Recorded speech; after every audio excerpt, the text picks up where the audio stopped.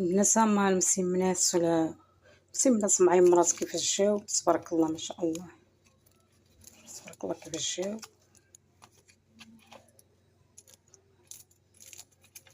يعني كيتخرجوا. نتمنى من البنات يعجبوكم، ورمضان كريم باش ما كتسناو ان شاء الله، ويا ربي دوم علينا فرحه وتبلغنا ليله القدر ان شاء الله.